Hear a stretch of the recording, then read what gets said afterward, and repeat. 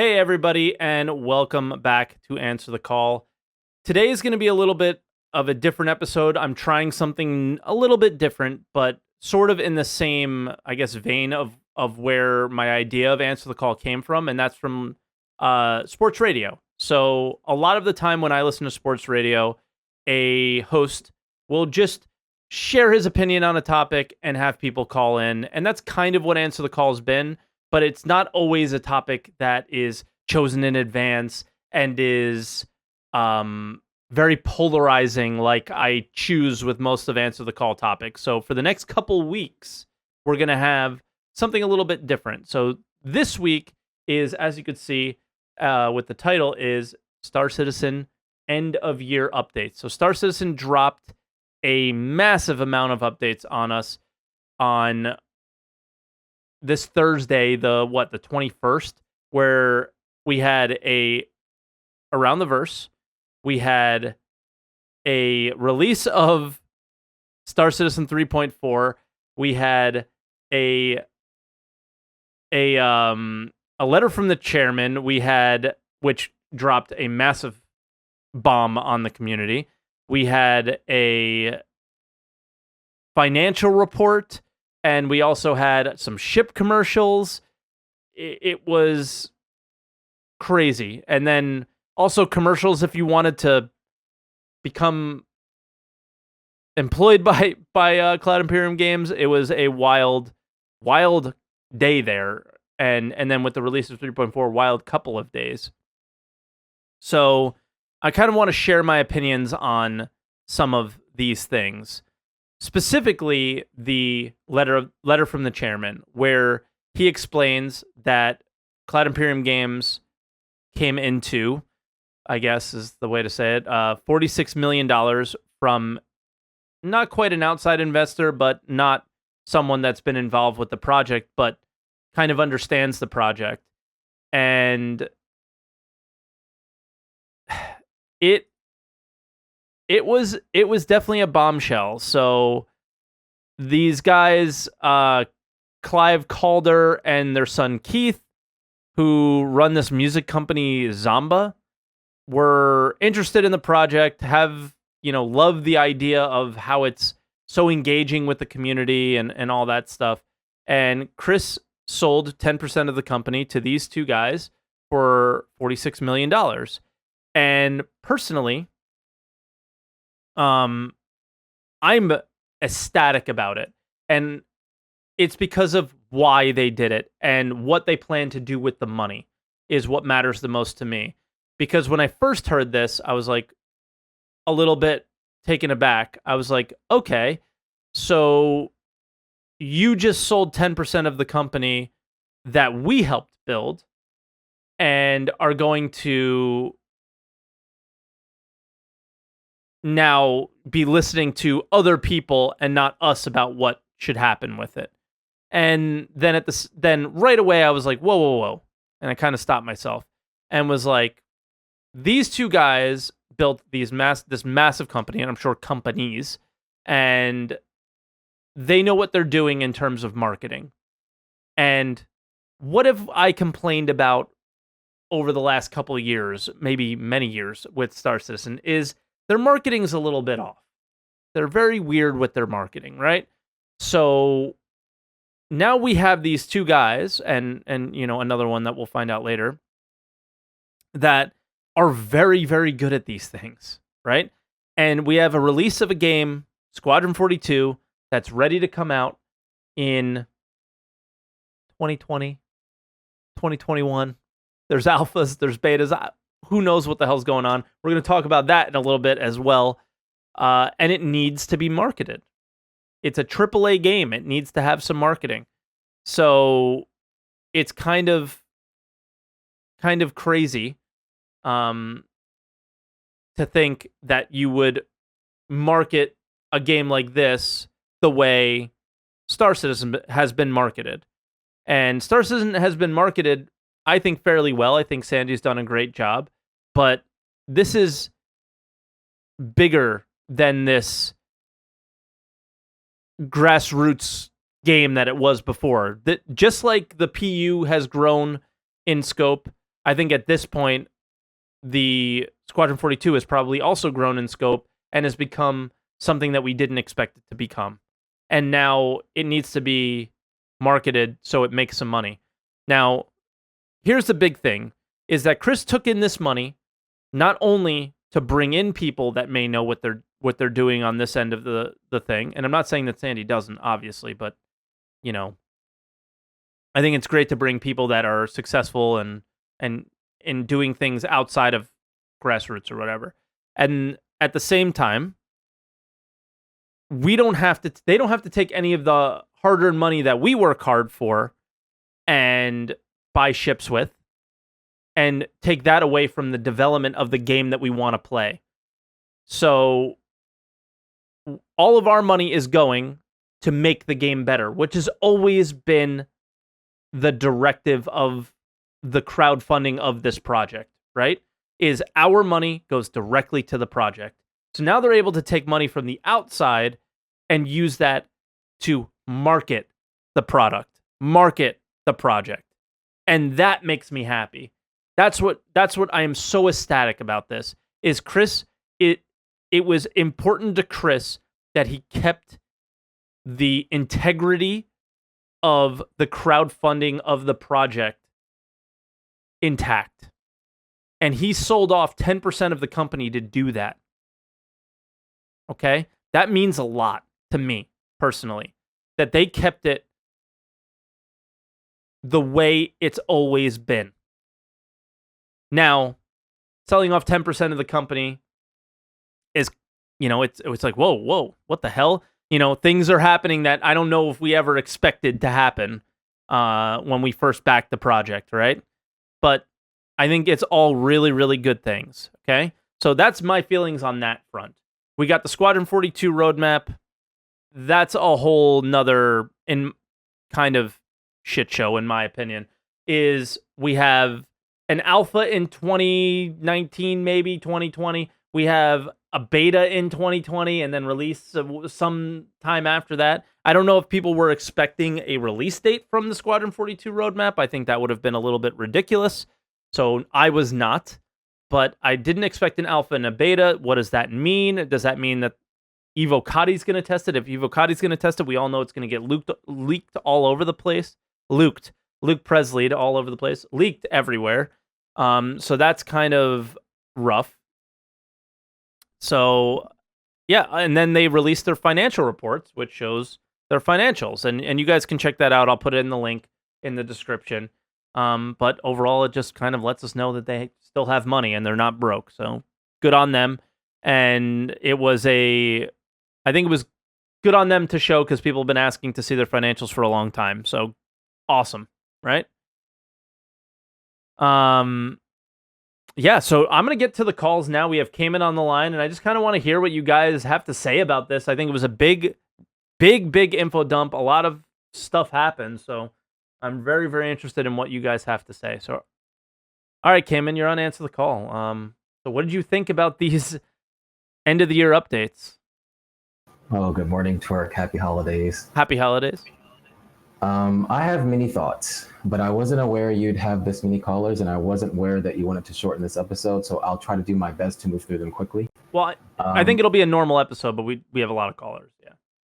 Okay, I'll try to be mindful of that. I think this was definitely, with regard to taking on new investors, I think this was definitely the right move. They've now secured this $46 million investment for basically marketing Squadron without touching a dime of backer funding. And this aligns perfectly with what you and I discussed a couple weeks ago prior in the episode where we talked about how Star Citizen should market to new players. Yeah. You basically wanted them to begin reaching out to new players. I wanted the same, but for them to do so in a way that was respectful to the existing community and content creators that largely built the company up in the first place through word of mouth.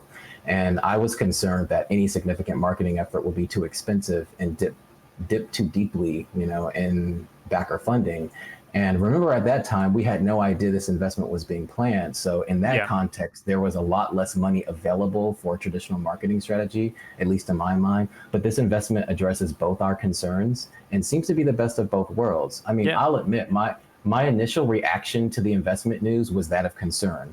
Because me look, too. while Yeah, so while we all come from different walks of life, all around the world, all that, we're all part of the common reality that when big companies make big moves, it's oftentimes not in our best interest.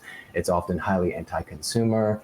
Just look at EA and how they hold beloved franchises hostage, basically, so they can earn an extra buck. They wrap it up in just the right amount of appeal or clever marketing to minimize the backlash. It's gross, it's exhausting. But stepping back from my initial concern and looking at this more objectively, the reality is that CIG is not a large public company. It's a private company, so it can arbitrarily distribute shares. And it doesn't have a fiduciary responsibility to maximize profits for major shareholders or the public in general. And because CIG was primarily built by money from backers who were looking for a good game rather than profit for profit's sake, it completely changes the motivation of how the company operates. So Chris Roberts wasn't just going to partner with some big industry randoms. He's looking for people with lots of money, but also a common understanding of what the project stands for. Which not many people would understand what the project stands for. So it's very difficult. And he even stated that other people reached out for investment and he didn't take it because they had to understand what the project was about. That was super, super important. And yeah, I mean, the big thing is for me is that he secured the money without touching backer funds. And yeah, go ahead. I'll let you finish, and then I'll make my thought. Yeah, he declined investor money all throughout the project, all throughout the life cycle of the project. So that's definitely true. That's a good observation. And I actually take comfort in the fact that Chris Roberts maintains his primary executive power. And that's ironic because he sometimes gets slack for having all this unilateral power. And I myself have criticized him in instances where he made tone-deaf decisions, with the poor messaging behind this year's CitizenCon strategy, for instance. Yeah. But there's only one Chris Roberts, and he should undoubtedly remain at the helm. Also, keep in mind the filing indicates that the two board members were appointed back in May. So the lag in public announcement could be the result of many factors, but at the very least, it's clear this has been in the works for some time and has been in effect for some time. So Chris Roberts and the other higher-ups must be certain that it's a good partnership, and I'm inclined to trust his judgment. Yeah, I'm definitely inclined to trust his judgment. And the one thing that I want to say before we move on to the next caller, or actually move on to the next point, I want to ask you one more thing, is I wanted to make this point before, and I should have, is I think a lot of us think that we're investors in this project. You're not investors in the project. You're investors in the idea of Star Citizen, but you're not a shareholder to this company. You do not get any dividends. You do get a dividend. The dividend is the communication with the devs, the ability to have an impact on the game before it's released, and the dividend is you get to play the game before it's released. So if you're a backer of the project, that's what you get back. I think people are looking at this and being like, well, Chris made $46 million off of, me. And it's like, but I'm not seeing anything back. You're not a shareholder. You donated to make the project happen. And that has to be very, very clear. Because I actually heard some people say that, and it was just like, what? The only people, and the one other point that I was trying to make is that they are trying to maximize profits, even though, like, you made the point that they don't have to maximize profits here. So they're putting all the money towards the development of the game. But when they're able to secure $46 million to market the game, then that maximizes their profits on when people buy it. Because now they don't have to, they're not in the red 46 million, at least from the funds to make the project, right? So now, if they make 46 million on the actual sale, that's 46 billion that they didn't have before, So I'm not an accountant or anything, but if you can take outside money, then that's just more money that you can make on when they actually sell it, Yeah. I just wanted to squeeze in a quick point regarding the financials and the squadron roadmap, if you'll allow me. But if not, that's what I want. I was just going to ask you, like, what do you think about the squadron roadmap, and then we'll move to the next guy. Okay, so you don't want to talk about financials? You can real quick. Go ahead. I was just going to say about the financials, and this was kind of reiterating your point. I thought it was really admirable and transparent, and I did a brief glance over it. Hmm. We saw that it climbed in 2012 to 2014 really high, but it seemed to plateau in 2016. Yeah. And in 2017, it started to decrease. So this makes me think of your point about them not being able to tap existing backers in the long term because Yeah. eventually the well will run dry. So It's I definitely just thought starting that was to. a good point you made. Yeah, Yeah. exactly. Exactly. I wanted to point that out. But about the squadron roadmap, I'm with you about not really needing a squadron roadmap, even after seeing it. I mean, don't get me wrong, I appreciate the additional info and some of the entries are pretty interesting, but I feel they could have added those things to the PU roadmap. I mean, I know that PU and Squadron are different branches of software, but it's pretty obvious that a majority of the core tech, ships, and gameplay would be shared anyway. And some Yeah. of the Squadron entries are duplicates. If Yep. you look at the DNA face customization entry, it's a duplicate. So to me, it seemed a bit unnecessary for them to contextualize those features in a separate roadmap. But what I found more interesting was the announcement of their higher level phase plans for Squadron, the planned alpha in 2020, followed by the beta. And that's all I needed to know. And it's good news for me personally because, that's when I plan on upgrading my PC. But I Exactly. Now think I know when to upgrade my PC. Thanks, guys. yeah, yeah, exactly. I think that their alpha beta schedule for Squadron also narrows the speculation a bit on the PU's release. It's obviously coming after Squadron, so this more or less confirms what I've long suspected, that the PU is at least 4 years out, looming distantly on the horizon. Yeah. It's a bit daunting having this information because both of these games are still quite some time away, but this announcement at least solidifies that fact. It makes it real, and I do think this will ultimately help temper the community's expectations. And it'll be interesting to see, though, how this will affect their 2018 and 2019 funding. So I'm hoping they'll release future financials. Yeah, man. Yeah, I hope every year we see the financials now since we have this past year. So we'll see. Because the big thing is that 2017 300 or so employees, and now we or 400 maybe, and now we have 500. So the expenses versus the money coming in would be very interesting to see. Although we did have a really really good um anniversary sale. It was their best ever, right? Yeah.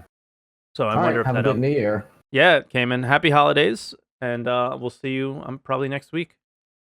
All right. See you later. All right, man. Talk to you. All right, and our next caller is another all-star, AtaSergeyNowak, or ASN for short. Hey, ASN. Hello. Welcome to Answer the Call. What's up, man?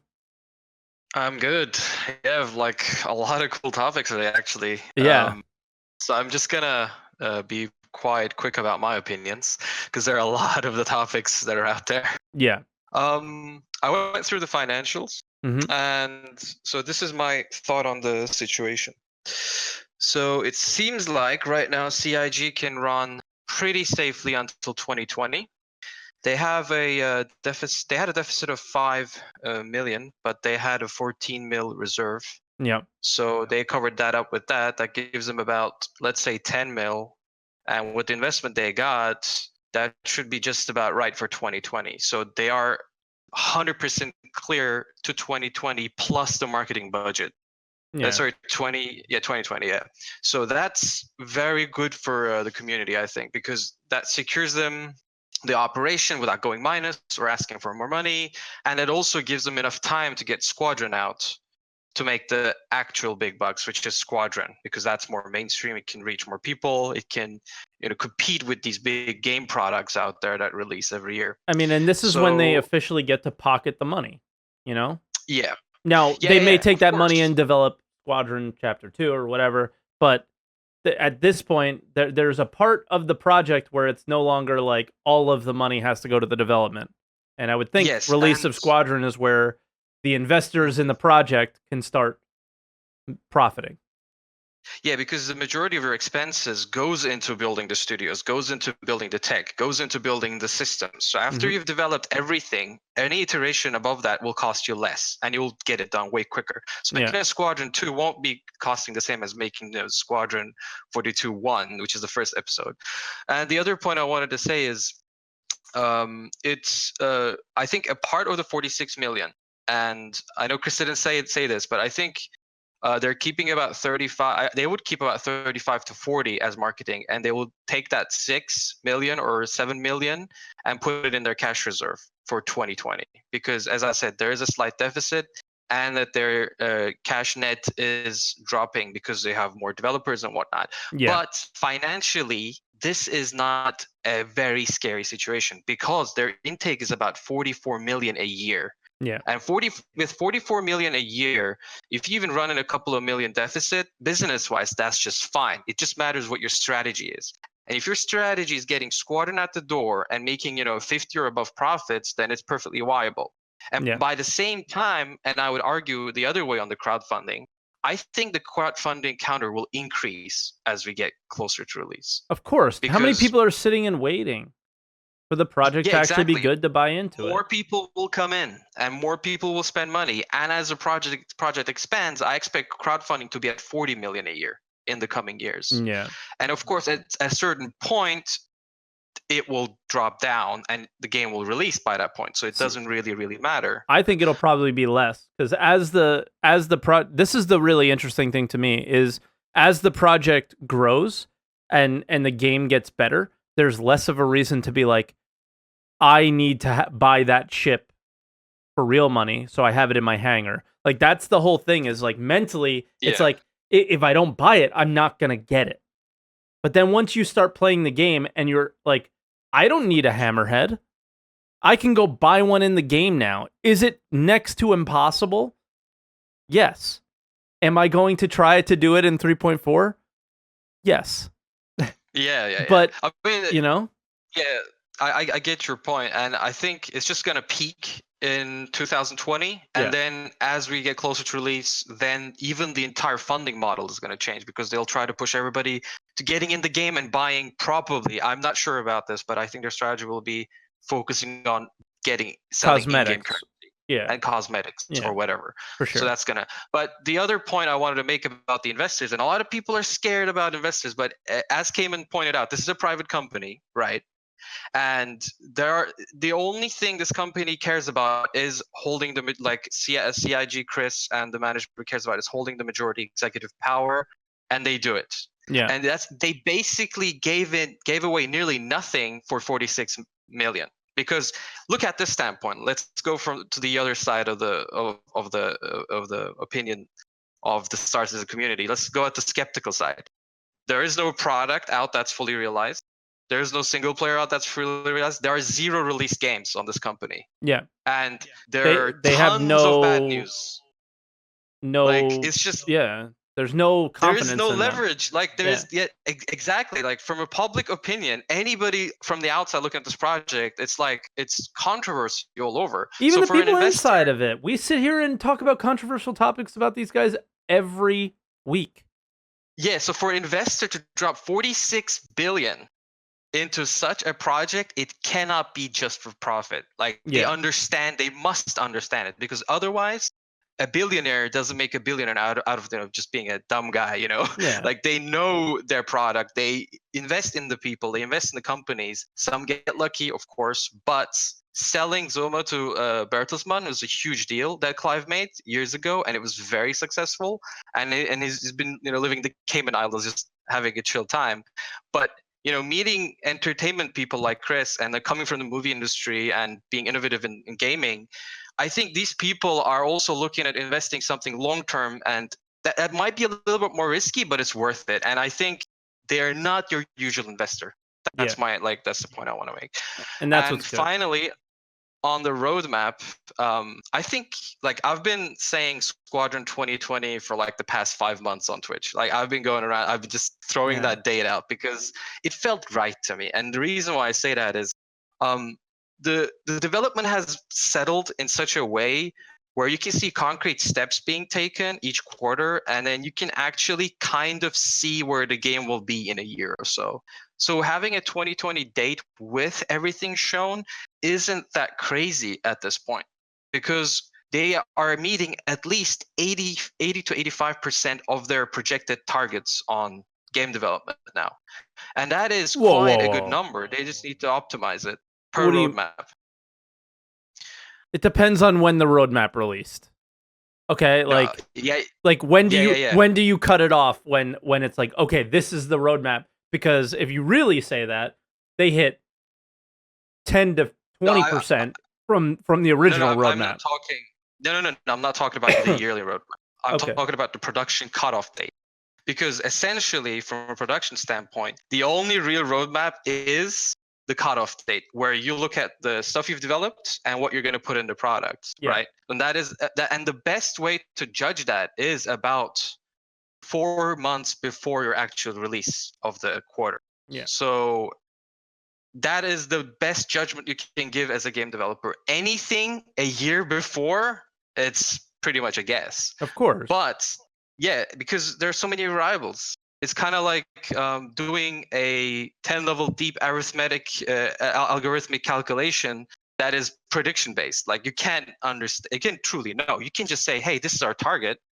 We're trying to do it, but and I think with Squadron, if you look at the roadmap, a lot of the tasks are already being worked on that are 4 quarters away, which means that they're prioritizing the most important critical elements before, Of course. which is very, very good for a game development project to see ahead.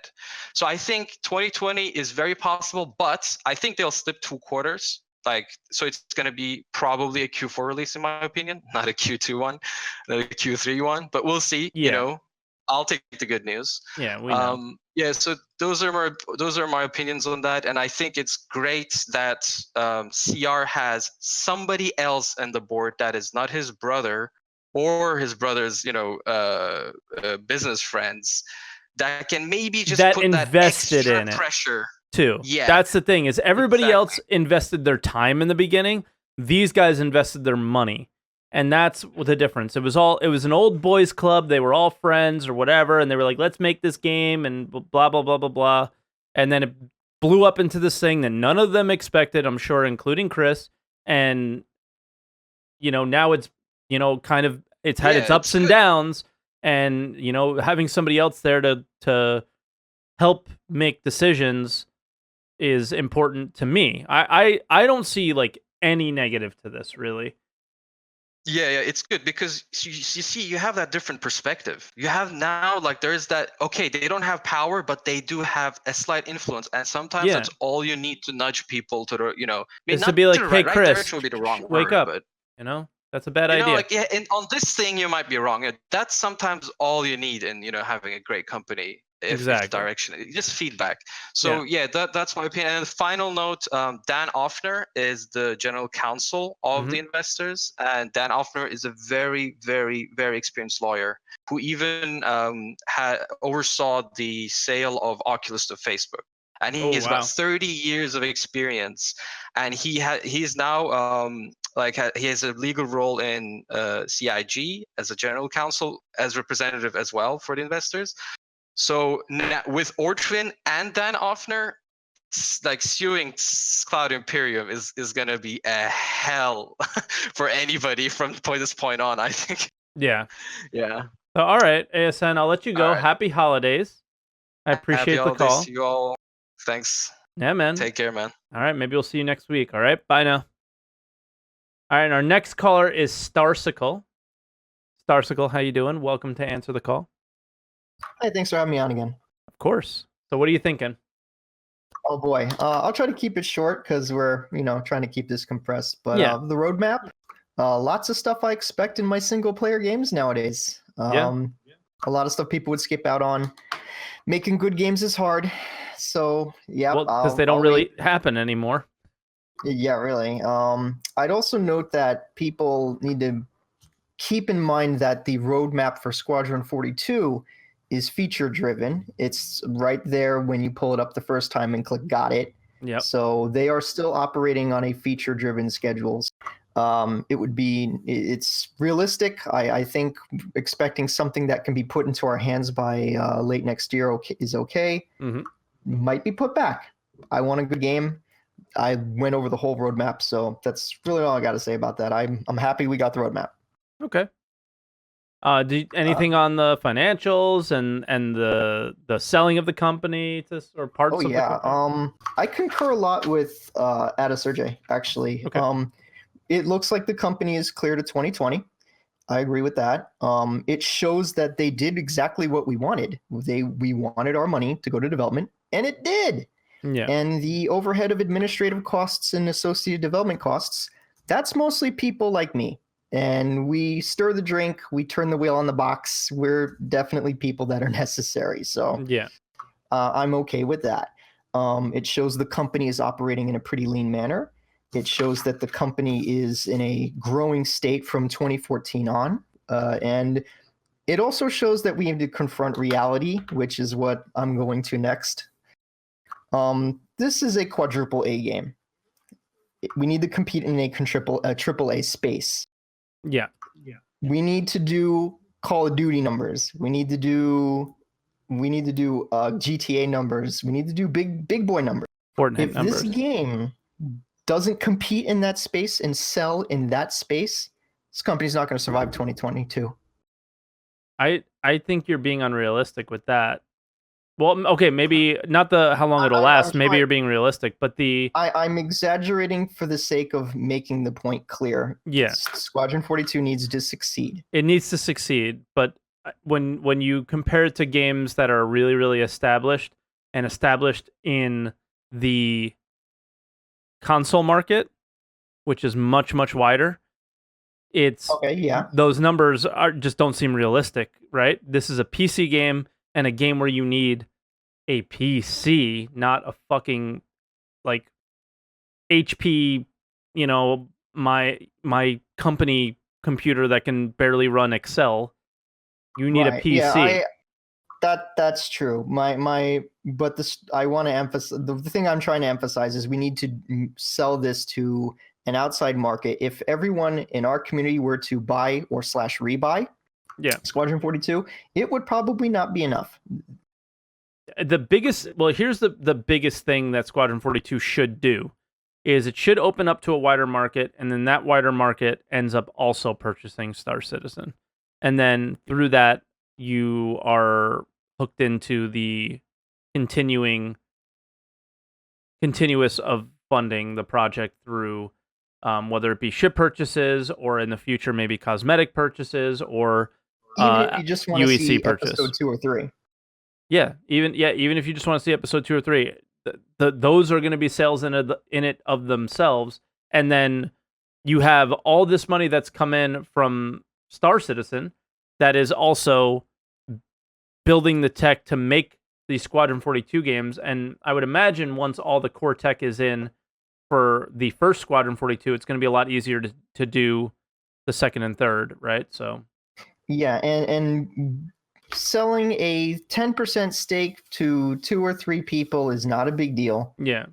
This is grown-up time, and in my opinion, the TLDR is they did the most responsible thing for themselves and for us. And that's kind of how I've seen this whole thing. Yeah, I agree. It seemed very responsible, and I feel like some of the community thought it was quite the opposite. And I just couldn't disagree more about that. But do you have anything else you want to add before I bring on the next guy? No, that's all I wanted to say. That and ravioli's my safe word. Ravioli's your safe word. Okay. They're not saying anything about your ravioli, Emmy. All right. Memestein, IDD. Give it to me. What do you think about all the news, man? Now I have a meme gun. Merry Christmas, everybody. Merry Christmas. Happy holidays. So first off, I would like to start with CIG's financials. Okay. I was actually surprised how well they've managed them. I never thought they were in a deficit, but I thought they would lose more money annually than they actually did. Yeah. And I think it came at a price, though, as they massively ramped up the ship sales over the year, which could lead to various issues down the road, but that's another topic. Yeah, and the thing about that, and we can hit on it really quick, is that the sales of the ships only really affect us. Because again, they're really just market that to the existing backers now. And we're going to start pushing out further to new backers where the ship sales may not affect them as much. It may put a salty taste in our mouths, but we're in already, so. Yeah. I don't think it would be that negative of an issue. I mean, it is how it is. You can't change it exactly. Now anyway. I'm also perfectly fine with the investment. Mm-hmm. 10% don't worry me too much, but I will still keep an eye on it. Yep. Now it's just officially not fully crowdfunded anymore, if it ever was, seriously.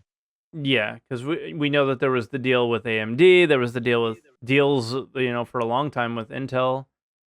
Yeah. What kind of kickback do they get from that? So there's all sorts of money coming from places we may not be fully aware of. I also see a minimal chance that they might have to use some of the 46 million to finish Squadron 42's development and not only use it for marketing. That's just if necessary, of course. Yeah. I actually see it like a financial safety net. Yeah. So it Okay. doesn't worry me at all, and it makes sense. Yeah. To get some additional marketing. Exactly. I thought more people would have been like, "Oh, this is bad news," but I think most of us that at least call in on the show are pretty logical and think through things a little bit. I think we all probably had that initial like, "What? What did you do?" And then we're like, "Oh, okay, makes sense." I mean, it's somewhat understandable if an outside investor comes in and buys a certain amount of the company. How much say do they have in the development? Mhm. But 10%, that's not really. Yeah, when Chris has significant, it's not even like Chris has 51%. Chris has a lot more. From what he implied in his post, 75, I think. Yeah, they said so. And Firemood, probably the rest, or his brother, or whatever. Yeah. And lastly, for the roadmap, given the current state of the AI and how long it takes to actually program an AI, and especially the AI they are going for, reworking the flight model again and some other things, I didn't expect a release in 2019 anyway, and also 2020 was in question for me, at least. Yeah, there's so much core stuff that needs to get done, and we're sort of seeing the pace at what it takes to do it because they're still trying to push out the live environment. Like, yeah, if the entire company was working on Squadron 42, it'd be a whole nother story. Even though a lot of the tech that they're working on is used in Squadron 42, there's still so much time, quote unquote, in my opinion, wasted on putting out the live environment that it affects the development of Squadron 42 and the PU's pace. Yeah. Even though I think like 60, maybe 70% of the developers are actually working on Squadron 42. So that's their top highest priority. Yeah, maybe. And it makes sense. It would make sense, yeah. So now that we have the roadmap, I think beta in Q2 2020 is still unrealistic. It's their estimate date if nothing goes wrong, and they can also hire the amount of people they need. It's an absolute best case scenario. Yeah. So I would personally I give it a 5% chance, and reevaluate the potential release date for myself as time moves forward. Okay, I think that's fair. Do you have anything else you want to add before? Nope. That was it. All right, IDD. Thanks for calling in, man. Yeah, thank you for having me. So is 2019 going to be the year for Star Citizen? It's the Jesus year. Trust me. Okay. This time for real. This time for real, boys. Okay, I'm going to bring in Belatar. Belatar is our final caller unless somebody calls in during his call, all right? Belatar, welcome to Answer the Call, bud. Hi, Twerk. Hi, everybody. Merry Christmas. Merry Christmas. Happy holidays. How are you? I'm great. I just had a fat lunch, nice dessert, so I'm, nice. Probably not in my best shape for reasoning because all my blood is slowly making its way towards my stomach, but I give it a try anyway. All right. Okay, so I think I'll just, I'll not go in depth on any of the points as time is too short anyway. It's just, maybe I'll just present my a checklist of thoughts I've had about this topic. Okay. To maybe open up discussion for another time. Sure.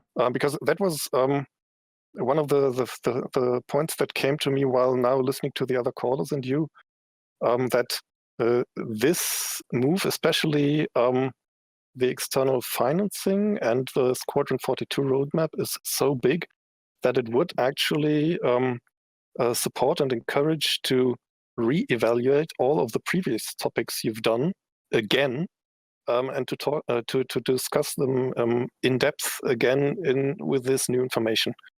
So that might be an idea going forward to reevaluate the topics, whether they would be worth discussing again in the light of the new information we have. Yeah. One thing that I am pretty positive about the financial aspect, the roadmap, the roadmap aspect, and all of the rest. So I think it has been a great year, and it will be a great year next year. One thing is ringing my alarm bells at the moment in regards to the roadmap, and that is not the roadmap itself, but the reaction to it.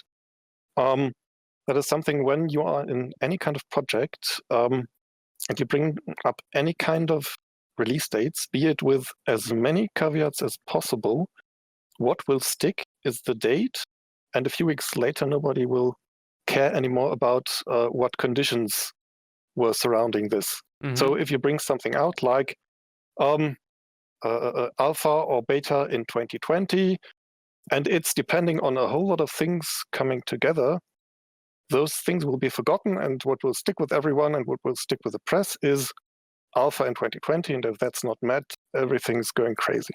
Everyone's going crazy. Yeah. The perfect example. What does just alpha now, even mean? Yeah, That's a whole nother thing. Yeah, that's true.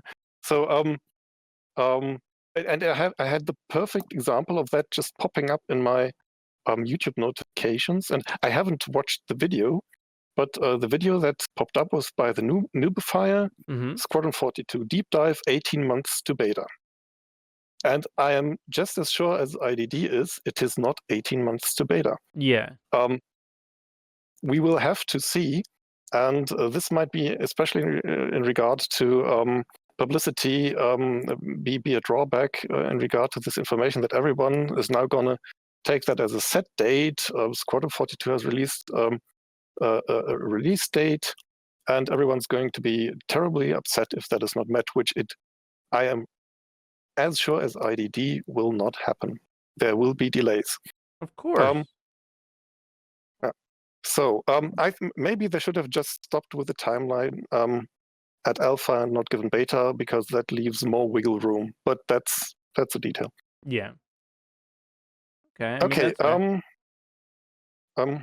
Regarding the financial details, what might be worth discussing is the financial details showed they need to continue making money. It's not that they have a certain amount and that will suffice to the end. They need to continue making money. Brings up the discussion again, are ship sales the correct way to go for that? We had this discussion already in a previous talk. Yeah. Maybe go for cosmetics, clothing, whatever. There may be options other than that. So that is something to consider. I won't go into it. It's just, I think, something worth discussing and considering. Yep. And we also already saw that there is a decline in income in regard to that, because the target group will be finite, and even if backers each year throw additional money into it, that will not be endless. So that will be something to take into account. So there will be some kind of financial limit on time this game can to develop. So that at some point the income will be too small to support further development, and you'll have to wrap it up and bring it out. Yeah. Of course, you'll have that Squadron 42 bump, which basically it will more or less be. Of course, you'll have to pay out your investors and their shares. And how much of that money goes back to the project is the real question. Yeah, that's hopefully going to be a big surge in funding for Star Citizen again. So that will help. Those two will help each other. And like I said earlier, like in the end, if somebody buys Squadron 42 and enjoys it, it's highly likely that they'll at least buy an Aurora and play Star Citizen for a while. So it should absolutely help fund the project, even if they happen to only buy the single player campaign or whatever. Yeah, you're right. We have the direct effect and the indirect effect. Yeah, absolutely. Yep. And what I think might be also interesting as well, as they release their financial info, it might have even a kind of psychological effect on existing backers. We are not only financially but emotionally invested in that vision and want to see it come to life. And now we see, income is declining, which may motivate some of us to as well. Which may motivate us at the next anniversary sale to maybe throw a little more at the game we would like to see again. So I don't know whether this was the direct attention, but it may be just another effect that this released info has. Perhaps. I doubt that, but yeah. Yeah, I don't think it was an intention either, but it might be a result of the release. Yeah. Yep. One very are we out of time yet? No, you can keep going. Okay. One topic I'd like to throw out there is what I was asking myself, whether CIG would be legally allowed and whether it would be a wise move to again license all of the tech and tools they developed to make their own game to third parties as a source for income at some point. Because if you look at it, what they're doing, it may be at the point where the majority of what is in the game is more CIG than it is CryEngine / or Amazon. Yeah. Yeah, and because they're doing such huge things with it, and they're adding so much tech that has not been there, it would be, I think, hugely interesting to other companies. If other companies wanted to make open world sandbox game with that level of fidelity in space.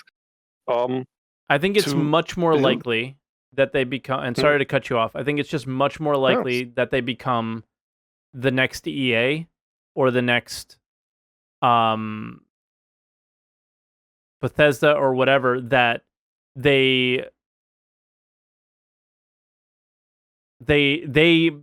make other games using the tech that they did. And, maybe they bring in other devs. Like, doesn't EA just buy dev studios and Microsoft just buys dev studios and then they make their game like that? There's a chance that stuff like that happens. Like, they buy a small dev studio and they develop a smaller game using Lumberyard and all the technology that they've developed over the years. Because I don't know how much of what they're working on is actually owned by them. Yeah, because it's within Amazon Lumberyard, right? Yeah, that's a legal issue. We don't know. Yeah, don't know how the terms of service play out in that regard. And what you say, that might just be another approach to the same effect, that more games are being built using all that tech, because to let this go to waste for essentially two versions of one game would be an absolute shame and waste. It would be. I agree. And I imagine you will see other IPs. I think way down the line, but I think we'll see other IPs at some point. Yeah. If you think of, they mentioned that in Astropub yesterday, if you think of some kind of Star Wars Battlefront game, which is a space game, they would kill to have that tech at their hands to build a Star Wars game. Yeah. I'm pretty sure about that. You add lightsabers and you're almost there. So that shouldn't be an issue. Yeah. One final thought, maybe in regards to the marketing aspect. Okay. I think we should be very considerate in discussing Sandy's role up to now and what those new people bring to the table. Because I am also very impressed by the caliber of people they are bringing. Yeah. Which is very soothing and soothing. I don't know. I'm struggling to find the correct word at the moment. Which is very. It gives me confidence that they brought in the right people for the right job. And I think it would be unfair to Sandy to blame her for the, let's say, nerdy and a bit improvised marketing up until now, because she was running on dimes and nickels. She was running on subscriber money. And what and is, those new for guys, me, I was talking about this in Discord with a few people last night, is what is her actual marketing background? She's done an amazing job, again, but but what is her actual marketing background? I don't look into things as deeply, like stuff like this. So, does she have a marketing degree? Did she do any marketing in the past for other Chris Roberts games? Was she involved in any capacity that way? I just don't know. And when the project grew from the grassroots that it was, is Sandy necessarily the only person that you want there running the marketing? And I don't think she is. She's the vice president of marketing, right? So there might be a president of marketing. I don't know. And having these other people with a lot of experience to help her be a part of it seems to make sense to me. And again, that's not a knock on Sandy. She's done an amazing job up to this point with her and her team, right? They've secured all this funding over all this time to even allow the $46 million investment, right? That wouldn't have happened if it wasn't for her and the team. So I was just making that comment because I was seeing some comments in chat and in other places online that were a bit. People are saying she has a marketing degree, so okay, that's just not something I look into. So I don't know. She even made a comment in the last ATV towards Chris, where she said that she was glad now that there was actually the money to execute on a plan that seemed to be in existence already. So that she had already developed a plan that they kept pushing back. They weren't unable to execute on it because they didn't have the funding, and of course you need to have a product to execute on it. Yes, that's another issue. That's been the problem, I think. Yeah. So that's what I just wanted to throw in there in regard to Sandy, so that people don't fall into the trap of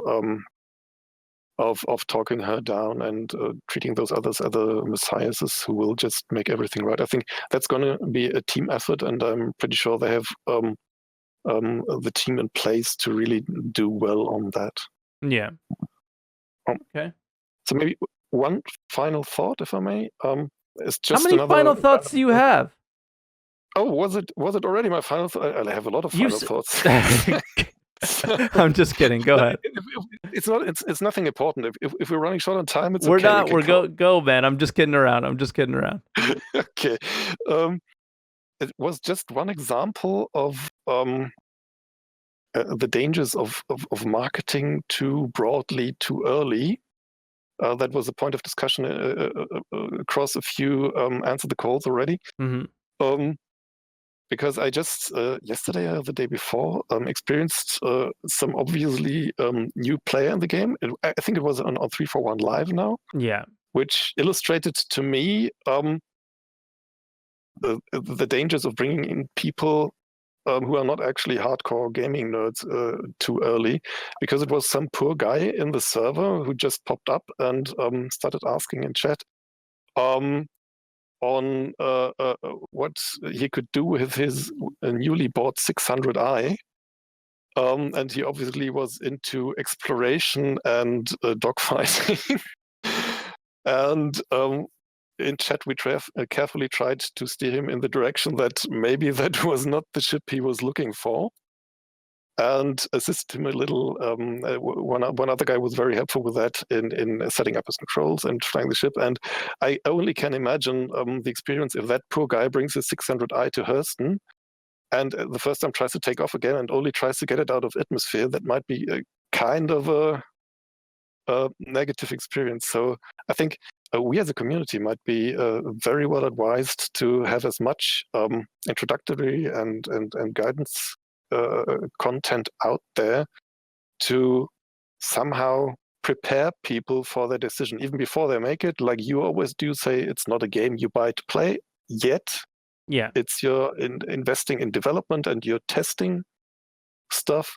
and that to me was one of the examples why I think you have to be very measured and very careful in how far you go with your marketing already, because those people, they might not get their money out of the project back, but they will most likely, if they have such a negative or any negative experience, that's it. Have a negative impact on the game in regard to publicity. Yeah, I wonder. Like, people are saying we need a mentor program in the chat. And that would be great. It would Absolutely. be interesting, but how do you what do you benefit? I guess you get a percentage of the missions that they do or something, maybe. Because a lot of mentor programs in MMOs have you get bonus experience, you know?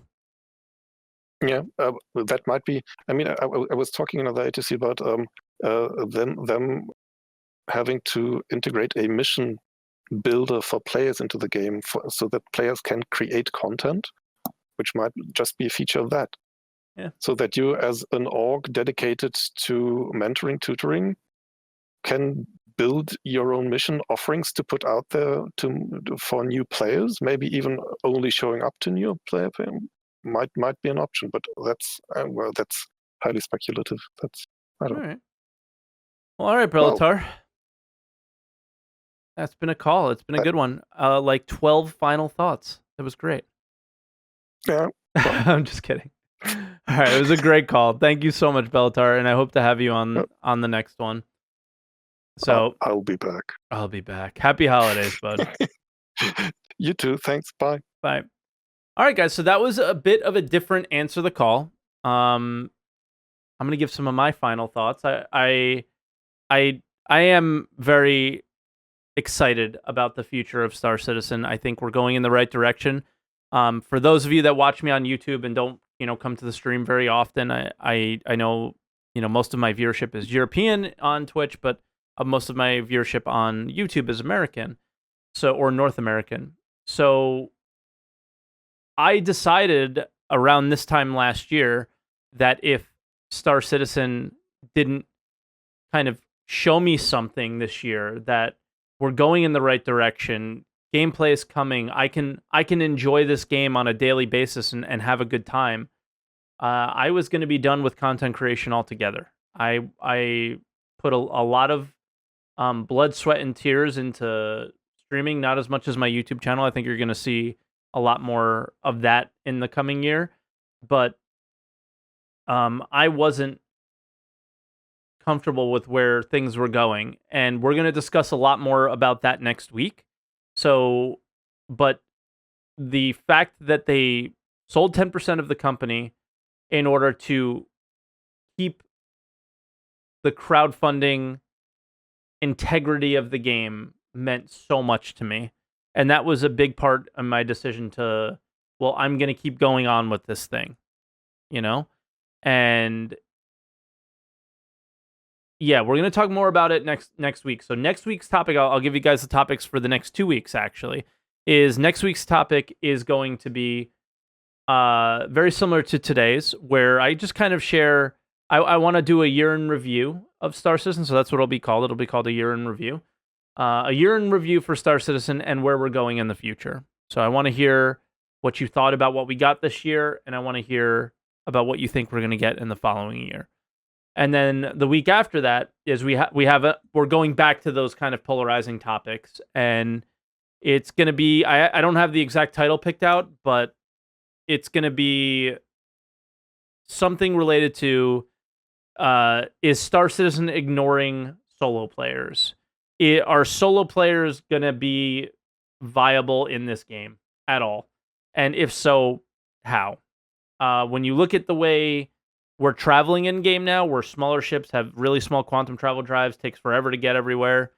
I think we have an interesting topic there, and I think it's kind of topical to what we have in the game currently. So I think it'll be pretty interesting. So yeah, those are the two topics that we have, and coming in the next couple weeks. So yeah, and if you guys are watching on Twitch, just remember, if you missed some of this episode, you can watch the episode in its entirety on YouTube. There are many episodes up there now, and you can look back and watch episodes in the past as well. And if you guys are watching on YouTube, you can join in on the show on Twitch. Come on Discord and share your thoughts on whatever topic we're discussing this week. So twitch.tv/Twerk17 or on YouTube at Twerk17 Gaming. And again, if you guys are watching this video on YouTube, just remember to hit the like button, comment below. What are your thoughts? What were your thoughts on the sale of the company or a portion of the company? What are your thoughts on the Squadron 42 roadmap? I really want to hear what you guys think. And make sure you subscribe to the channel for more updates like this in the future. And I also have some interesting videos that I plan on putting out, hopefully this week. We'll see. With the holidays and everything, I don't know. But guys, thank you so much for watching. This has been an Answer the Call, not in 2016. Answer the Call 2020, 2021. And I'll see you guys in the next video. Bye, everybody. Happy holidays.